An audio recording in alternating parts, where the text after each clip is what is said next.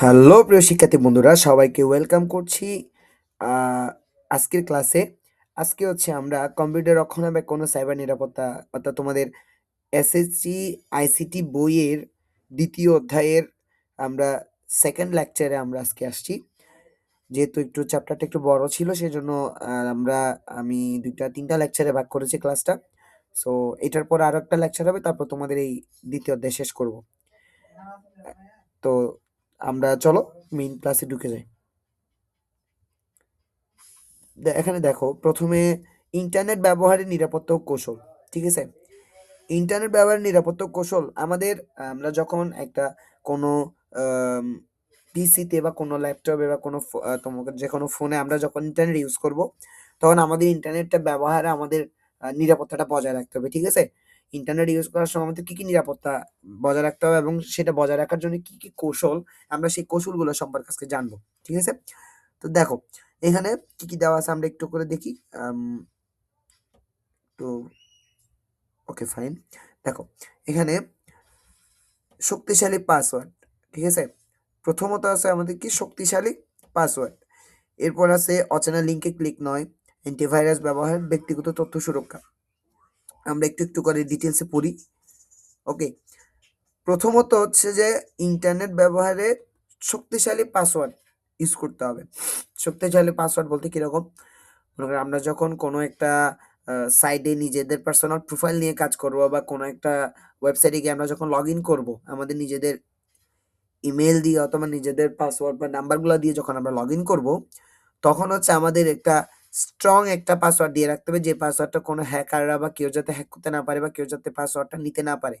ঠিক আছে, যেমন শক্তিশালী পাসওয়ার্ড বলতে যেমন তোমাদের আটক করে ইউজ করা হয় বা অনেক সময় আম ওখানে হচ্ছে যে বিভিন্ন জায়গায় হচ্ছে তোমাদের বলে দেওয়া থাকে যে কত ক্যারেক্টারের পাসওয়ার্ড ইউজ করতে হবে। মনে করো পাসওয়ার্ড স্ট্রং করার জন্য তোমাদের ওখানে তোমরা অ্যালফাবেটস ইউজ করতে পারো, আপার কেস ইউজ করতে পারো, লোয়ার কেস ইউজ করতে পারো, অথবা তোমরা সিম্বল ইউজ করতে পারো, হ্যাঁ, নাম্বার ইউজ করতে পারো, লেটার ইউজ করতে পারো, এক্সেট্রা। ঠিক আছে, এবার আসো তোমাদের অচেনা লিঙ্কে প্রবেশ নিষেধ। এটা একটু বলি। অচেনা লিঙ্কে প্রবেশ জিনিসটা হচ্ছে কিরকম, আমরা দেখি অনেক সময় বিভিন্ন ধরনের অফার বলে অথবা বিভিন্ন ধরনের অ্যাডভার্টাইজমেন্ট টাইপসের কিছু আননোন কিছু লিঙ্ক আমাদের ইনবক্সে চলে আসে। অনেক ফ্রেন্ড সার্কেলরা পায় বা যে কেউ কোনো রিলেটিভস কেউ পায় আমাদেরকে ইনবক্সে সেটা কি করে দেয়, ফরওয়ার্ড করে দেয়। ভুল করে এরকম আননোন কোনো লিঙ্কে, অপরিচিত কোনো লিঙ্কে ক্লিক করা যাবে না। এরকম অপরিচিত লিঙ্কগুলো অনেক হ্যাকারদেরও লিঙ্ক হতে পারে। এই ধরনের লিঙ্ক থেকে অনেক সময় হ্যাকিংয়ের সম্ভাবনা থাকতে পারে, সাইবার বুলিংয়ের সম্ভাবনা থাকতে পারে। ঠিক আছে, সো আমাদের এসব লিঙ্কে ক্লিক করা যাবে না। এবার আসো অ্যান্টিভাইরাস। অ্যান্টিভাইরাসটা হচ্ছে যে এটা সাধারণত 2 ধরনের হতে পারে। একটা হচ্ছে যে আমাদের ডিভিডি অ্যান্টিভাইরাস, আরেকটা হচ্ছে আমাদের কি সফটওয়্যার অ্যান্টিভাইরাস। ঠিক আছে, তাহলে আমাদের 2 ধরনের অ্যান্টিভাইরাস আমরা কি করতে পারি, আমরা ইউজ করতে পারি। আমাদের ল্যাপটপে বা পিসিতে আমাদের অ্যান্টিভাইরাস ইউজ করতে হলে আমাদের অবশ্যই 2 ধরনের অ্যান্টিভাইরাস আমাদের কি করতে হবে, ইউজ করতে হবে। হয়তো আমরা ডিভিডি ইউজ করতে পারি অথবা আমরা চাইলে সফটওয়্যার অ্যান্টিভাইরাসই কি করতে পারি, ইউজ করতে পারি। ঠিক আছে, এক্ষেত্রে হয় কি, আমাদের যে পিসি বা আমাদের ল্যাপটপ বা ডেস্কটপ, ঠিক আছে, এগুলো হচ্ছে খুব স্ট্রং থাকে, খুব স্মুথলি কাজ করা যায়, কোনো ধরনের কোনো ল্যাগ বা কোনো হ্যাং করে না।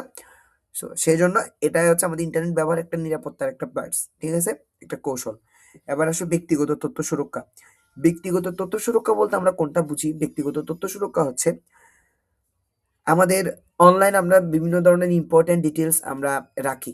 যেমন যারা আছে যে সার্ভার ডাটাবেসে কাজ করে, যারা হচ্ছে বিভিন্ন ধরনের ডিটেলস, বিভিন্ন তথ্য সার্ভারে দিয়ে রাখে। এরপর হচ্ছে যারা বিভিন্ন ধরনের আম কি বলে? বিভিন্ন ধরনের সার্ভে যারা করে, ঠিক আছে? যারা সার্ভে রিলেটেড কাজ করে, এগুলোও সার্ভারে বা এগুলো ডাটাবেস করে দেওয়া থাকে। ঠিক আছে? এই ডিটেইলস গুলো খুবই সুরক্ষিতভাবে রাখতে হবে আমাদের। অবশ্যই কি করতে হবে? ওই যে আমাদের শক্তিশালী পাসওয়ার্ড ইউজ করতে হবে। ঠিক আছে? সো আশা করছি এটা বুঝতে পেরেছো। এবার আসো সবচাইতে ইম্পর্টেন্ট যেটা 2FA। 2FA মানে হচ্ছে কি টু ফ্যাক্টর অথেন্টিকেশন। ঠিক আছে? টু ফ্যাক্টর অথেন্টিকেশন জিনিসটা কি এবং এটা কিভাবে কাজ করে, এটার এক্সাম্পলটা কিরকম হতে পারে এবং এটার উপকারিতাটা কি, আমরা এই জিনিসটা একটু জানবো। তোমাদের বইতে আরো ডিটেলসে দেওয়া আছে, তোমরা বই পড়বা। তোমরা শুধু আমার স্লাইডের উপর নির্ভর হলে থাকবে না, তোমাদের বই পড়তে হবে, ঠিক আছে? তোমাদেরকে আমি স্লাইড দিচ্ছি হচ্ছে টপিক বেসড, ইজিলি বোঝার জন্য স্লাইড করে পড়াচ্ছি, বাট তোমাদের কি নিজেদের বইয়ে যে রিডিংগুলো অবশ্যই পড়তে হবে। কারণ কেন, তোমাদের বই থেকে তোমরা কি এমসিকিউ গুলো কমন পাবা। আসো টু ফ্যাক্টর অথেন্টিকেশনটা পড়ি। টু ফ্যাক্টর অথেন্টিকেশন হচ্ছে কি, অ্যাকাউন্টের জন্য সুরক্ষা একটি অতিরিক্ত স্তর, ঠিক আছে? অ্যাকাউন্টের জন্য সুরক্ষা একটি কি অতিরিক্ত স্তর। এবার আসো টু ফ্যাক্টর অথেন্টিকেশন জিনিসটা কিভাবে কাজ করে। এটা হচ্ছে পাসওয়ার্ডের পাশাপাশি দ্বিতীয় একটি যাচাইকরণ ধাপ, ঠিক আছে? এরপরে উদাহরণ কি দিছে দেখো, ওটিপি, এসএমএস কোড, ইমেল যাচাইকরণ ইত্যাদি। এরপর উপকারিতা হচ্ছে কি, আপনার অ্যাকাউন্ট হ্যাকিং থেকে রক্ষা করে। এবার আসো যে ভাইয়া টু ফ্যাক্টর অথেন্টিকেশনটা আসলে জিনিসটা একটু ডিসক্রিপশন বা একটু ডিসক্রাইব করে আমরা জিনিসটা বুঝি, ঠিক আছে? টু ফ্যাক্টর অথেন্টিকেশন হচ্ছে, আমি একটু জুম আউট করি এটাকে যাতে আমার লিখতে সুবিধা হবে আর কি। ওকে, টু ফ্যাক্টর অথেন্টিকেশন হচ্ছে, মনে করো এজ এক্সাম্পল তুমি একটা, একদম সিম্পলি বুঝাচ্ছি, তুমি মনে করো একটা মেইল ক্রিয়েট করেছো, ঠিক আছে? তুমি একটা জিমেল ক্রিয়েট করেছো। এখন এই জিমেলটা ক্রিয়েট করার পরে মনে করো তোমার এই জিমেলটা কোনো সময় যখন তুমি তোমার ফোন চেঞ্জ করবা অথবা তুমি তোমার ডিভাইস চেঞ্জ করবা, বা ধরো তোমার ফোন হারাই গেছে, ঠিক আছে? তো তোমার ফোন হারাই গেছে, ফোনের সাথে সব ডিটেলস চলে গেছে, তোমার মেইলে কিছু ডিটেলস ছিল। এখন তুমি তোমার আহ, নতুন একটা তুমি ফোন কিনেছো বা নতুন একটা মোবাইল কিনেছো, তুমি সেখানে তুমি তোমার পুরোনো জিমেলটাকে তুমি কি করতে চাচ্ছ, রিকভার করতে চাচ্ছ। রিকভার করার জন্য অবশ্যই তোমার ওখানে দুইটা জিনিস লাগবে। একটা হচ্ছে হয় ওটিপি লাগবে, এবং হচ্ছে তোমার একটা রিকভারি মেল দিতে হবে, অথবা একটা নাম্বার, একটা কি দিতে হবে, একটা নাম্বার দিতে হবে, ঠিক আছে? এগুলো হচ্ছে কি জন্য, রিকভার করার জন্য। ওকে, তো দেখো এখন এই মেইল বা নাম্বারটা যে দিচ্ছি আমরা, এটা হচ্ছে মেইন হচ্ছে টু ফ্যাক্টর অথেন্টিকেশন। আর একটু ক্লিয়ার করে বলি, আমি একটু ইরেজ করে নিই।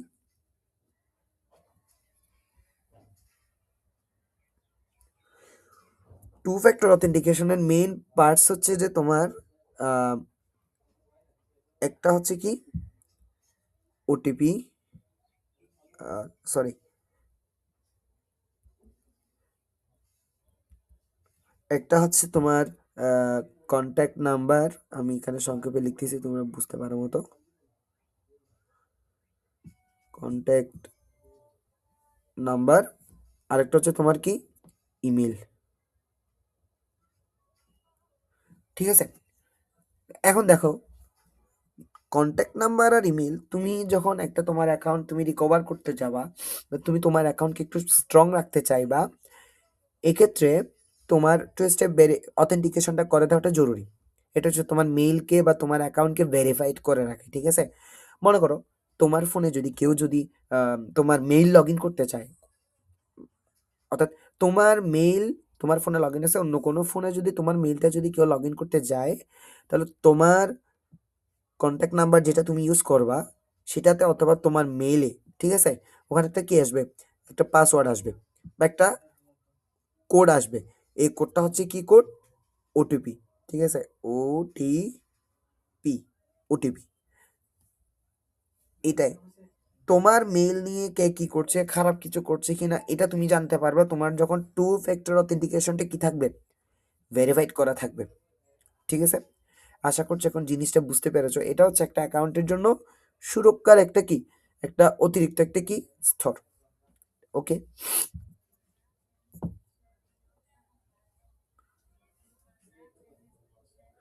এবার আসো কম্পিউটার ইন্টারনেট ব্যবহারে আসক্তি, খুবই ইম্পর্ট্যান্ট একটা টপিক। কম্পিউটার ও ইন্টারনেট ব্যবহারে আসক্তি। আসক্তি কি, কম্পিউটার বা ইন্টারনেট ব্যবহার করার ফলে দৈনন্দিন জীবনের নেতিবাচক প্রভাব, ঠিক আছে? খুবই জলজান্ত একটু উদাহরণ। এরপর লক্ষণ হচ্ছে ঘুমের অভাব, সামাজিক বিচ্ছিন্নতা, মেজাজ পরিবর্তন, ঠিক আছে? ক্ষতিকর প্রভাব, শারীরিক ও মানসিক স্বাস্থ্য সমস্যা, পড়াশোনায় অমনোযোগ, শিক্ষার্থীদের উপর প্রভাব, শিক্ষার্থীদের একাডেমিক পারফরমেন্সে খারাপ প্রভাব ফেলে। কম্পিউটার ইন্টারনেট ব্যবহার আসক্তি। আসক্তি জিনিসটা কি আমরা এটা একটু জানি। আসক্তি তো আমরা বাংলা ব্যাকরণেও পড়েছি, তাই না? ওই আসক্তি কিন্তু আবার এই আসক্তি না। আইসিটির ক্ষেত্রে বা আসক্তি জিনিসটা অন্যরকম, বাংলা ব্যাকরণের ক্ষেত্রে সেটা আরেক রকম। ঠিক আছে? আসক্তি জিনিসটা কি আমরা এটা একটু জানি। আসক্তিকে মেইনলি আমরা ইংলিশে বলি এডিক্টেড। কি বলি? এডিক্টেড। CTED, addicted. ওকে, তাহলে দেখো আমরা আমরা সচরাচর মানুষ কি যে কোনো কাজ করে, ঠিক আছে, মানুষ যে কোনো কাজ করে বা কাউকে দিয়ে কাজ করায়, কিন্তু একটা কাজের প্রতি মানুষ যখন অতিরিক্ত অ্যাডিক্টেড হয়ে যায় তখন সেটার পজিটিভ সাইডও আসতে পারে, সেটা নেগেটিভ সাইডও কি আসতে পারে, সে দুইটারই কি হতে পারে, দুইটাই ফেস করতে পারে। ঠিক আছে? ঠিক সেম কম্পিউটার, এগুলো হচ্ছে এক একটা কম্পিউটার, পিসি, ডেস্কটপ, মোবাইল, ঠিক আছে, এগুলো সবগুলো হচ্ছে কি ইলেকট্রনিক ডিভাইস। প্রত্যেকটা ইলেকট্রনিক ডিভাইস চলে হচ্ছে কি ইউজ করে, ইন্টারনেট ব্যবহারের মাধ্যমে কি চলে। প্রত্যেকটি ইলেকট্রনিক ডিভাইস ইউজ করার জন্য আমাদের কি করতে হয়, ইন্টারনেট ইউজ করতে হয়। তো এই ইন্টারনেট এবং ইলেকট্রনিক ডিভাইসগুলো আমরা যদি প্রয়োজনের মাত্রাতিরিক্ত যদি আমরা ব্যবহার করি, আমাদের একটা নির্দিষ্ট প্রয়োজন আছে, একটা নির্দিষ্ট টাইম আছে, আমরা যদি নির্দিষ্ট সময়ের বাইরে গিয়ে যদি আমরা যদি এগুলো ব্যবহার করি, তাহলে এটা আমাদের দৈনন্দিন জীবনে অনেক কি করতে পারে, অনেক নেতিবাচক মানে নেগেটিভ প্রভাব আনতে পারে আমাদের। কিরকম প্রভাব আনতে পারে? আমাদের ঘুমের অভাব, ঠিক মতো ঘুম হবে না, তোমাদের সামাজিক বিচ্ছিন্নতা বলতে কারোর সাথে কথা বলতে ইচ্ছা করবে না, কারোর সাথে কোথাও যেতে ইচ্ছা করবে না, কারোর সাথে ন্যাচারাল যেটা একটা মাইন্ড সেন্স কাজ করে সেটা থাকবে না। সবসময় ইচ্ছা করবে যে না একঘেয়েমি টাইপসের, সবসময় একাকী টাইপসের, সবসময় মানে নিজের মন মতো যা আসতেছে তাই করতে ইচ্ছা করবে। কেউ কি বলতেছে পাশে কারো কথা শোনার মন মানসিকতা সেটা ঠিক থাকবে না। এবার হচ্ছে মেজাজ পরিবর্তন হয়ে যাবে। ঠিক আছে? আমাদের নিজেদের ব্রেইন, নিজেদের সিক্স সেন্স যখন আমাদের কন্ট্রোলের বাইরে চলে যাবে, আউট অফ কন্ট্রোল হয়ে যাবে, তখন আমাদের নিজেদের মেজাজটা অটোমেটিক কি হয়ে যাবে, পরিবর্তন হয়ে যাবে। নিজেদের মেজাজ নিজেরা তখন কন্ট্রোলে রাখতে পারবো না। ঠিক আছে? এক্ষেত্রে ক্ষতিকর এগুলো হচ্ছে লক্ষণ। কম্পিউটার ইন্টারনেট ব্যবহারে মানে আসক্তির লক্ষণ আর কি। যখন ক্ষতিকর প্রভাব কি পড়বে? শারীরিক ও মানসিক স্বাস্থ্য সমস্যা, এটা আমাদের স্বাস্থ্যের সমস্যা আনতে পারে। যেমন বেশিক্ষণ ইলেকট্রনিক্স ডিভাইসের দিকে তাকায় থাকলে আমাদের চোখে প্রবলেম হতে পারে, চোখের রেটিনাতে, অথবা বেশিক্ষণ আমরা ইলেকট্রনিক ডিভাইস ইউজ করলে এটা আমাদের ব্রেইনে হ্যাম্পার হতে পারে। ইলেকট্রনিক ডিভাইস বেশিক্ষণ ইউজ করলে ইলেকট্রনিক্স ডিভাইস থেকে যে একটা রশ্মি বের হয়, এটাকে অনেক সময় তেজস্ক্রিয় রশ্মি বলে। সেই রশ্মিটা আমাদের শরীরের সাথে ইমপ্যাক্ট করে একটা বিভিন্ন মারাত্মক রোগ সৃষ্টি করতে পারে। ঠিক আছে?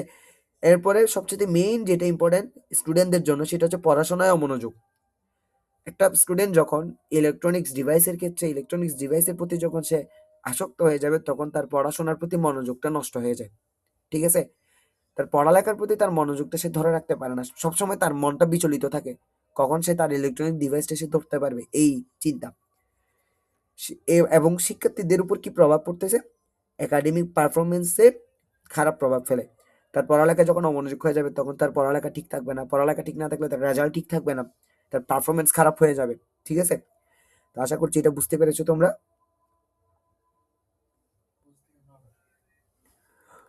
কম্পিউটার গেমে আসক্তি। এবার আসো, কম্পিউটার গেমে আসক্তি জিনিসটা কি? অনেকে অনেক ধরনের গেমস খেলে।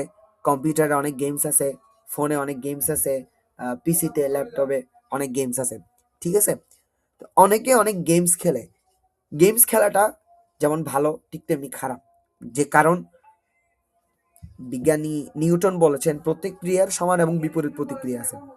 ঠিক আছে? তো প্রত্যেক ক্রিয়ার যেহেতু সমান এবং বিপরীত প্রতিক্রিয়া আছে, ঠিক তেমনি আমাদের প্রতিটা কাজেও পজিটিভ নেগেটিভ সাইড থাকবে। এটা স্বাভাবিক। ওকে, সো দেখো গেম আসক্তির কারণটা কি আমরা দেখি। উত্তেজনা, সামাজিক যোগাযোগ, বাস্তবতা থেকে পলায়ন, শারীরিক ক্ষতি। গেমে আসক্তি হওয়ার পরে কি শারীরিক ক্ষতি হচ্ছে? চোখের সমস্যা হতে পারে, পিঠ ব্যথা হতে পারে, ঘুমের ব্যাঘাত হতে পারে। ঠিক আছে? এখান থেকে মানসিক ক্ষতি, উদ্বেগ, বিষণ্ণতা, আগ্রাসী আচরণ। পড়াশোনার প্রভাব, ক্লাসে অমনোযোগ, পরীক্ষার ফল খারাপ হওয়া।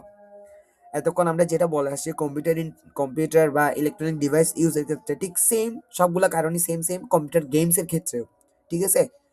কম্পিউটার গেমস হচ্ছে এটা এমন একটা জিনিস, এটা হচ্ছে স্টুডেন্টদের ব্রেইনকে আসক্ত করে ফেলে, একদম অ্যাট্রাক্টেড করে ফেলে।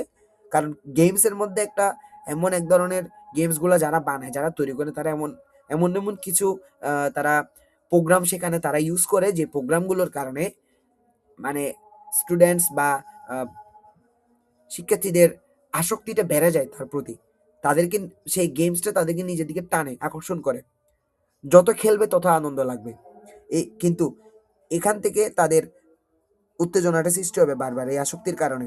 তারা সামাজিক যোগাযোগ থেকে বিচ্ছিন্ন হয়ে যাবে আস্তে আস্তে। তারা রিয়েলিটি থেকে তারা গেমের মধ্যে, মানে গেমের যে কাল্পনিক জিনিসগুলো, এগুলোকে তারা রিয়েল মনে করতে থাকবে। এই ক্ষেত্রে শারীরিক ক্ষতি হতে পারে, চোখের সমস্যা, পিঠ ব্যথা, ঘুমের সমস্যা হতে পারে। এই তো আশা করছি তোমরা এটা বুঝতে পেরেছো। এবার হচ্ছে যে আমরা দেখবো সামাজিক নেটওয়ার্কে আসক্তি।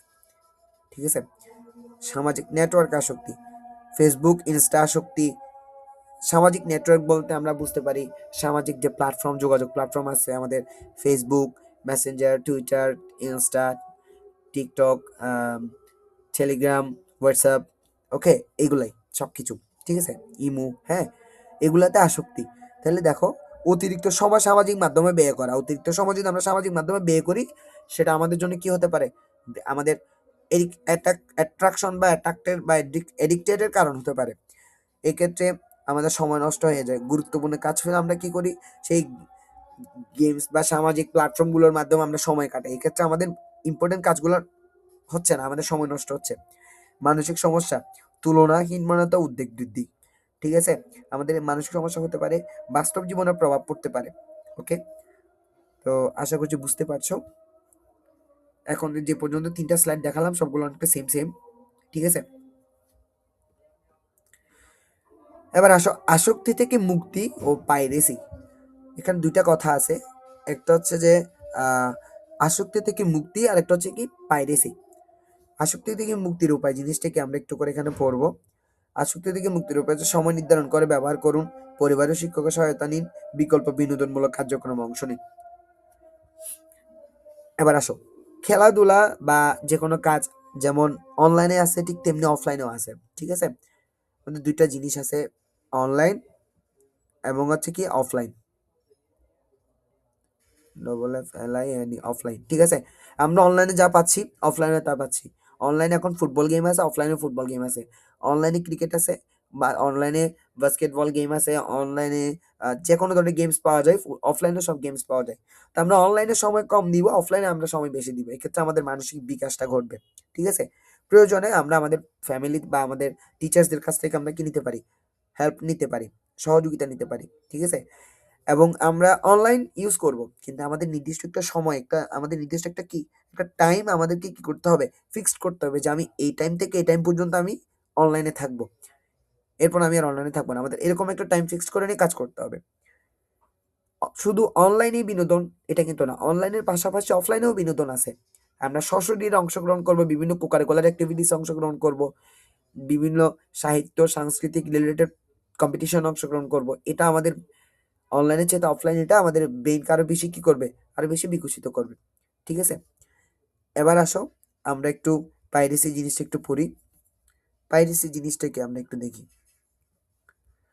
পাইরেসি হচ্ছে কপিরাইট যুক্ত ডিজিটাল সামগ্রীর অনুমোদিত অনুলিপি বা বিতরণ। এর ফলে সৃষ্টিকর্তারা তাদের প্রাপ্য থেকে বঞ্চিত হন এবং শিল্প ক্ষতিগ্রস্ত হয়। আমি জিনিসটা একটু করে তোমাদেরকে বোঝাচ্ছি। পাইরেসি মিনস আমরা, এটা এক প্রকার আমরা কপিরাইট ইস্যু ধরতে পারি। যেমন কি আমরা অনলাইন প্ল্যাটফর্মে কাজ করার সময় বা সোশ্যাল মিডিয়া প্ল্যাটফর্মে কাজ করার সময় কারো একটা কন্টেন্টের ছোট ক্লিপ বা কোনো একটা কিছু, যে কোনো একটা ধরো একদম একদম ছোট্ট একটা জিনিস আমরা নিজেদের কন্টেন্ট তৈরি করতে বা নিজেদের ফটো ভিডিও ইত্যাদি তৈরি করতে আমরা কি করি, ব্যবহার করি। হয়তো কারো মিউজিক ইউজ করছি বা কারো ভয়েসের কোনো ক্লিপ ইউজ করছি, যে কোনো কিছু। এক্ষেত্রে এটা কি পাইরেসি হতে পারে এক্ষেত্রে। ঠিক আছে, কপিরাইট যুক্ত একটা মানে ডিজিটাল সামগ্রী অনুমোদিত অনুলিপি আর কি, যেটা বললাম এখন অলরেডি একটা দেওয়া আছে, সেখান থেকে দেখে আমি একটা নিজের মতো বানালাম, বাট দেখতে ওইটা হুবহু ওইটার মতো, বা ওইটা থেকে কপি করা, এরকম। এটা হচ্ছে পাইরেসি। এটার ফলে সাধারণ মানুষ কি হোক, প্রাপ্য থেকে বঞ্চিত। যেমন একটা কন্টেন্ট করে মানুষ যদি ইনকাম করতে পারে, তাহলে সে যদি সেই কন্টেন্ট অন্য কারো কিছু ইউজ করে, তাহলে সে কি তার ইনকাম থেকে 10% কি হয়ে যাচ্ছে, 10% ওই মেইন কন্টেন্ট যার থেকে সেটা কপি করে নেওয়া হয়েছে তার কাছে কি চলে যাচ্ছে। তাহলে তার ইনকাম থেকে কি কিছুটা সে ক্ষতিগ্রস্ত হচ্ছে। ঠিক আছে? তো বিষয়টা হচ্ছে এরকম। এবার আসো কপিরাইট আইনের প্রয়োজনীয়তা। কপিরাইট আইনের প্রয়োজনীয়তা কি? কপিরাইট আইনের প্রয়োজনীয়তা হচ্ছে, দেখো কপিরাইট আমরা ফার্স্টে জানবো কপিরাইট কি, এরপর কপিরাইট কেন প্রয়োজন, এরপর হচ্ছে লেখক ও সৃষ্টিশীল মানুষের সুরক্ষা, আইন ও লঙ্ঘনের শাস্তি। ঠিক আছে? তাহলে দেখো কপিরাইট আইনের প্রয়োজনীয়তা হচ্ছে, কপিরাইট কি? সৃষ্টিকর্তার মৌলিক কাজের উপর আইনি অধিকার। কি? মৌলিক কাজের উপর আইনি অধিকার, আইনি অধিকার। ঠিক আছে?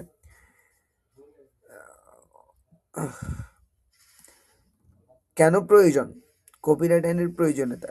কেন প্রয়োজন? সৃষ্টিকর্তা তাদের কাজের জন্য স্বীকৃতি ও সুরক্ষা দিতে। ঠিক আছে? লেখক সৃষ্টিশীল মানুষের সুরক্ষা, তাদের মেধা ও শ্রমের ফল চুরি হওয়া থেকে রক্ষা করে। কপিরাইট আইন ভাঙলে আইনি ব্যবস্থা ও জরিমানা হতে পারে। ঠিক আছে? কপিরাইট এখন যেটা বুঝালাম সেটা, অর্থাৎ কারো একটা তৈরিকৃত কন্টেন্ট বা যে কোনো কিছু থেকে আমি কোনো একটা কিছু কপি করে নিয়ে সেটা আমার কন্টেন্ট বা আমার কোনো কিছুতে ইউজ করলাম, এটা হচ্ছে মূলত কপিরাইট। ঠিক আছে?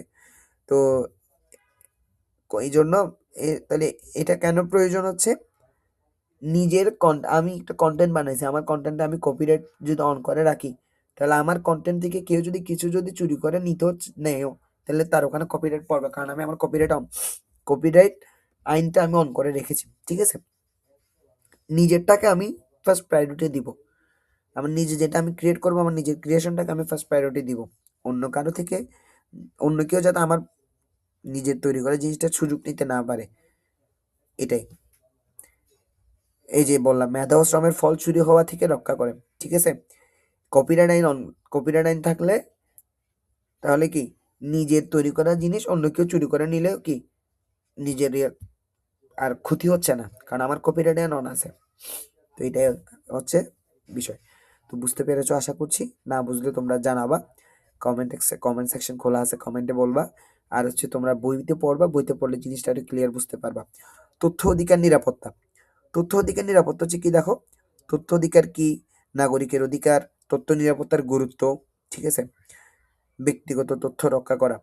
তথ্য অধিকার কি? নাগরিকদের সরকারের তথ্য জানার অধিকার হচ্ছে তথ্য অধিকার। হ্যাঁ, এবার আসলে নাগরিকদের অধিকার কি? স্বচ্ছতা ও জবাবদিহিতা নিশ্চিত করে। তথ্য নিরাপত্তার গুরুত্ব, ব্যক্তিগত সংবেদনশীল তথ্য সুরক্ষিত রাখা, ব্যক্তিগত তথ্য রক্ষা, অনলাইন প্ল্যাটফর্মে ব্যক্তিগত তথ্য সুরক্ষিত রাখুন। নাগরিকদের সরকারের তথ্য জানার অধিকার, তথ্য অধিকার ও নিরাপত্তা মানে এরকম কিছু সাইট আছে বা কিছু উইকিপিডিয়া তৈরি আছে, বিভিন্ন কি বলে গুগল বা বিভিন্ন ধরনের সার্চ ইঞ্জিন যেগুলো আছে এগুলাতে। তো নাগরিকদের সরকারের তথ্য জানার অধিকার হচ্ছে আমরা একটা দেশের নাগরিকের তার কি কি অধিকার থাকতে পারে, তার গভর্নমেন্ট কি কি অধিকার থাকতে পারে, কি কি ইনফরমেশন থাকতে পারে, এগুলো জানার অধিকারটাই হচ্ছে কি মূলত তথ্য অধিকার। ঠিক আছে? নাগরিকের অধিকার কি? স্বচ্ছতা জবাবদিহিতা নিশ্চিত করে, তার কি অধিকার আছে সেটার একদম ক্লিয়ারিটি একটা জবাবদিহিতা তার নিশ্চিত করা যায়। তথ্য নিরাপত্তার গুরুত্ব হচ্ছে কি? ব্যক্তিগত সংবেদনশীল তথ্য সুরক্ষিত রাখা, নিজের যে ইম্পর্টেন্ট যে তথ্যগুলো ইম্পর্টেন্ট ইনফরমেশনগুলো সেগুলো হচ্ছে কি রাখতে হয়, আমাদেরকে সুরক্ষিত রাখতে হয়, সিকিউর রাখতে হয়। ঠিক আছে? তো অনলাইন প্ল্যাটফর্ম ব্যক্তিগত তথ্য সুরক্ষিত রাখুন, এটা আগেও বলছি, তো আশা করছি বুঝছো। এবার আসো ট্রাভেল শুটিং, সাধারণ ট্রাভেল শুটিং। ঠিক আছে? কম্পিউটার চালু না হলে পাওয়ার কেবল সংযোগ পরীক্ষা করুন, ইন্টারনেট না চললে রাউটার রিস্টার্ট করুন বা সংযোগ পরীক্ষা করুন, সফটওয়্যার আপডেট করুন, পুনরায় ইনস্টল করুন। সহজ সমাধান, বেশিরভাগ সমস্যা রিস্টার্ট করে সমাধান করা যায়। আমরা অনেক সময় দেখি যে কম্পিউটারে, পিসিতে বা মোবাইলে কোনো জায়গায় আমরা কোনো একটা কাজ যদি করতে যাই, হঠাৎ করে একটা ইস্যু দেখে, ট্রাবল শুটিং ইস্যু। ঠিক আছে? ট্রাবল শুটিং জিনিসটা আসলে কি আমরা কি জানি? ট্রাবল শুটিংটা হচ্ছে আমি যখন কোনো একটা কাজ করতে যাব, সেখানে কিছু সমস্যা বা ত্রুটি অটোমেটিক সার্ভারে অটোমেটিক খুঁজে বের করে। এটা হচ্ছে ট্রাবল শুটিং। যেমন কম্পিউটার চালু হচ্ছে না। হয়তো আমি পাওয়ার কেবল সংযুক্ত করিনি, এবার সংযোগ ঠিক আছে কিনা সেটা আমার টেস্ট করে দেখতে হবে। ধরো ইন্টারনেট চলতেছে না। ইন্টারনেট না চলে আমার কি করতে হবে? রাউটার রিস্টার্ট করতে হবে, অথবা কানেকশন ঠিকঠাক আছে কিনা আমার এটা চেক করতে হবে। তারপর হচ্ছে ধরো তোমার ফোন চার্জে দিছো, সেটা চার্জ নিচ্ছে না, কি চার্জার ঠিক আছে কিনা, নাকি কেবলে কোনো সমস্যা হয়েছে বা এরকম কোনো কিছু, এটা আমাকে চেক করতে হবে। ঠিক আছে? এরপর হচ্ছে ধরো সবগুলো সহজ সমাধান হচ্ছে কি, একদম বেশিরভাগ সমস্যা বেশি থাকলে সেটা রিস্টার্ট করে সমাধান করে দেওয়া। ওকে, তো এটা হচ্ছে বিষয়। ঠিক আছে? তো প্রিয় শিক্ষার্থীরা, আমরা একদম শেষ দিকে চলে এসেছি। দেখো আমাদের হচ্ছে যে গুরুত্বপূর্ণ বিষয়গুলো পুনরালোচনা আমরা যা পড়ছি, সেখানে তোমরা সেখানে মেন বিষয়গুলো ছিল ইন্টারনেট নিরাপত্তা, আসক্তি, কপিরাইট আইন, এগুলো নিয়ে আমরা আলোচনা করে ফেলছি। ডিজিটাল বিষয় নিরাপদ ফল করতে সচেতনতা অপরাধ, যে আমরা এগুলো পড়ে ফেলছি। সবগুলো কি কি প্রবলেম যেগুলো পড়ছে সেগুলো কিভাবে সলিউশন করতে হবে এগুলো পড়ছি আমরা। তো দেখো, তো তোমাদের যদি কারো কোনো প্রশ্ন থাকে অবশ্যই তোমরা কমেন্টে জানাবা, এবং হচ্ছে তোমাদের কারো কোনো সমস্যা থাকলে, কোথাও বুঝতে অসুবিধা হলে তোমরা আমাকে জানাতে পারো, অথবা তোমাদের বইতে একটু রিডিং করে দেখতে পারো। ঠিক আছে? যদি তোমরা না বুঝো, তোমরা কমেন্টে বললে আমি তোমাদেরকে সহযোগিতা করার চেষ্টা করব, এবং তোমাদের যে টপিকগুলো বুঝতে সমস্যা আমি ট্রাই করব তোমাদেরকে কিছু এআই জেনারেটেড ভিডিও বা ছবি দিয়ে বোঝানো, দিয়ে পোস্ট করার জন্য আমার চ্যানেলে। ওকে, তো আজকে এই পর্যন্ত। সবাই ভালো থাকো, দেখা হবে পরের ক্লাসে। সো বাই বাই সবাইকে।